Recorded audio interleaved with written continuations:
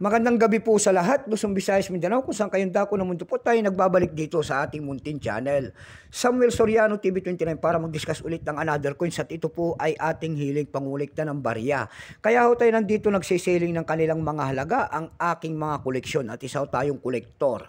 Magandang gabi po sa lahat ng aking mga subscriber kung saan kayong dako ng mundo po. Keep safe po sa lahat and God bless.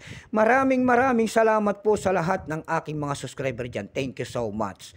Ayan, yun naman pong mga nanonood doon sa aking FB page, Samuel Soriano po, ang lahat na nakapalo sa akin, thank you so much. Ayan, baka pwedeng makahingi ng pabor din sa inyo. Ayan, dalawin nyo po ang aking FB page sana at pakipalo naman ang aking FB page, thank you so much. Yun naman po, hindi pa po nakapag-subscribe dito sa aking YouTube channel. Ayan, anyayaan ko sana kayo. At malaking tulong na po ang inyong gagawin. Tulad ng pagpindot ng ating subscribe button, like and share para ma-update ko kayo sa mga latest ko pang gagawin mga video po. Ayan. Mayroon na naman tayong pag-uusapang barya at ito po ay world coins po, pera po ng Mexico. Year 1979, ayan, UN peso. Ito po ay 1 peso po ng Mexico.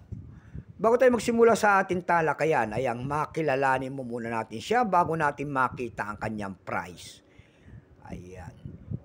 Issue po, Mexico. Period. United Mexican States Republic, 1823 up to date po, type standard circulation coins. Years 1970 hanggang 1983, value nito 1 peso, Mexico. Currency piso, 1823 hanggang 1992, composition niyan ay copper nickel. May bigat lamang 9 grams, may habang 29 mm.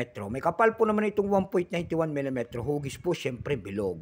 Orientation niyan, coin alignment. Itinigil naman ang paggamit sa barya na ito ng Mexico noong November 15, 1995. Number N-1105. Reference number KM-460. Estados Mexicanos. Ayan. Year 1972. Ito po ay 22%. Kung ilang piraso naman ang ginawa ng Mexico sa hawak nating barya, ito po ay 120 milyong piraso lamang. May price na po ito doon sa ating numista.com. Yung kanyang extra fine ay 21 pesos. Almost uncirculated 21. Uncirculated nito ay 44 pesos na. Dako naman tayo sa kanyang presyo.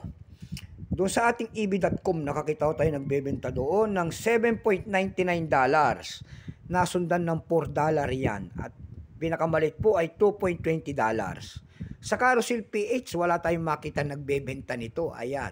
So hanggang dyan na lamang po ang aking may babahaging kanyang presyo. Sagad na. So hanggang dito na lamang po ang aking vlog.